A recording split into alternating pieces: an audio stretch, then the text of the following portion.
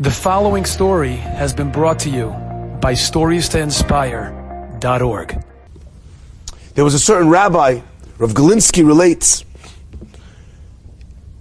who noticed a very strange behavior from one of the people who come to his shul. The guy didn't come that often, but when he came, he noticed he never stayed for the whole davening. He would always leave early. Every time you'd see him folding his talis, walking out. And a rabbi, you want to be nice, but sometimes it's like it gets annoying. Like come on, can't stay for the whole davening. So he thinks of a very clever way. What's he going to do to make this guy stay for the whole of davening? He decides that the next Yom Tov, he's going to invite him to his house.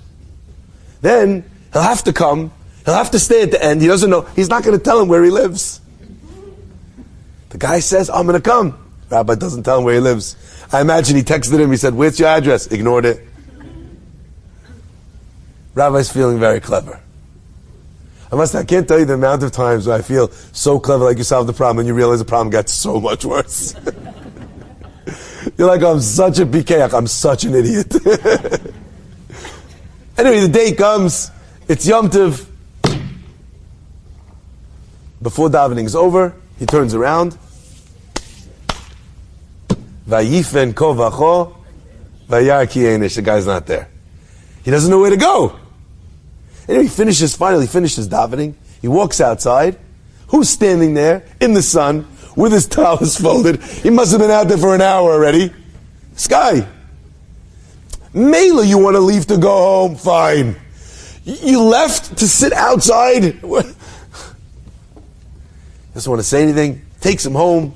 They start together. They have a beautiful Yom Tov Suda. Pours a couple of cups of wine.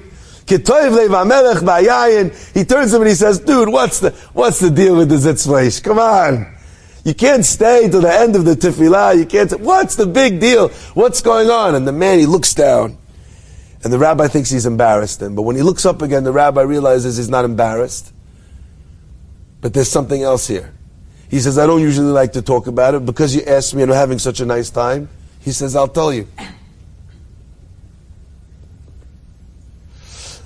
I was in the war in the barracks, and there was one man in our entire barracks that they never managed to defeat.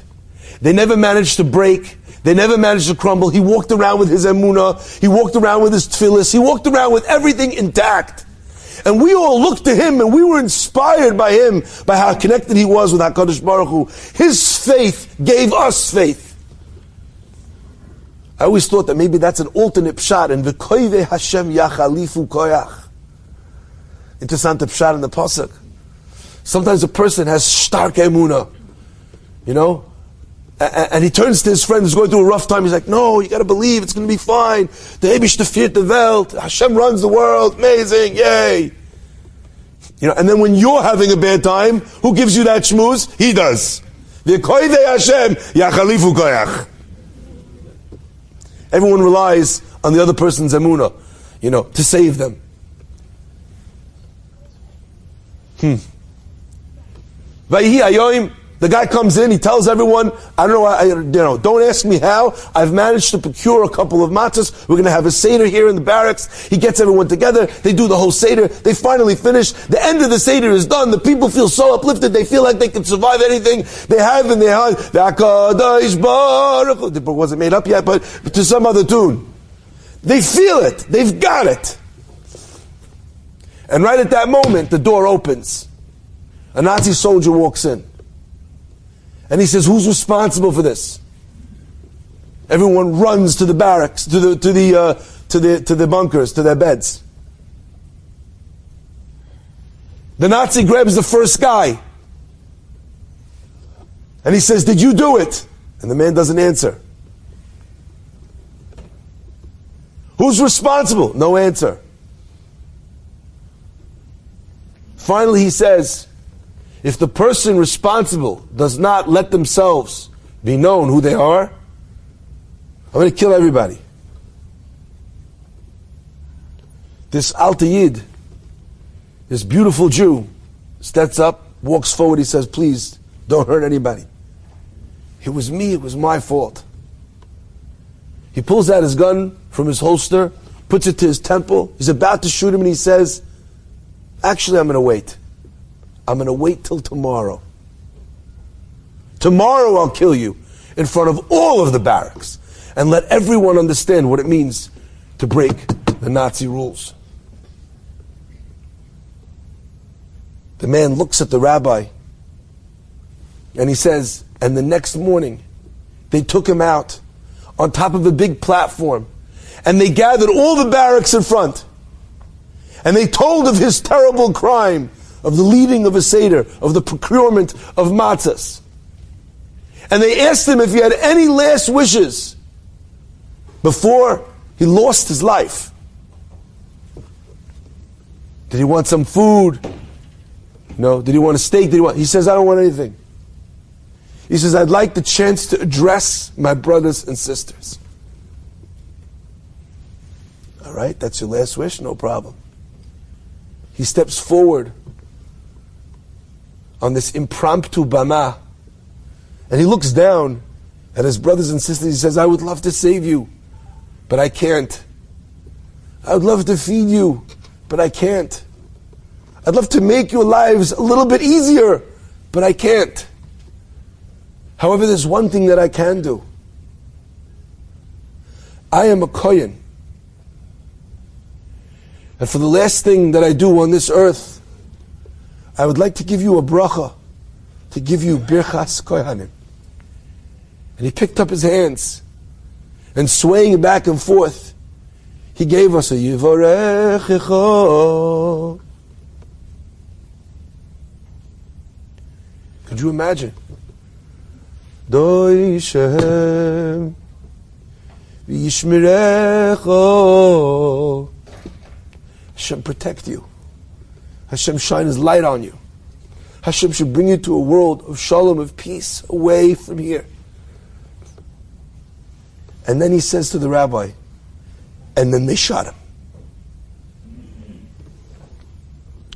Throughout my life, I've gone to many different places and done many different things.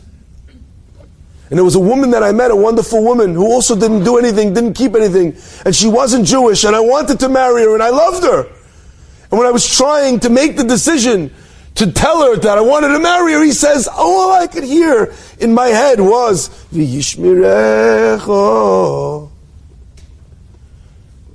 I couldn't. So I found myself a Jewish woman. She wasn't religious at all. And then I had kids, and I decided I'm going to send them to a non-Jewish school so that my kids would not know what being a Jew means, even if they were Jewish. But when I went to sign the papers, all I could hear was Yo'er. So I sent them to a Jewish school.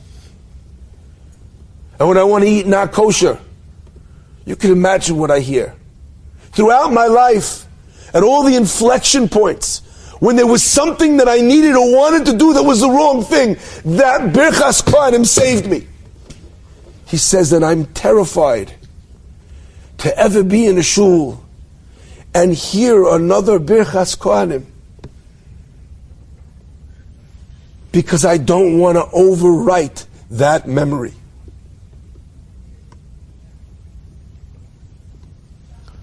Ach, v'eilig zayid. How holy is a Jew that runs out of shul?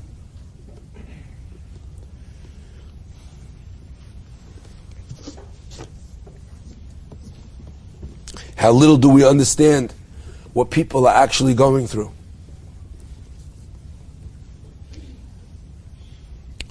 My friends, from one vision, a man's entire life, the lives of his children, the future of his generations was saved from one vision. Enjoyed this story? Come again. Bring a friend. StoriesToInspire.org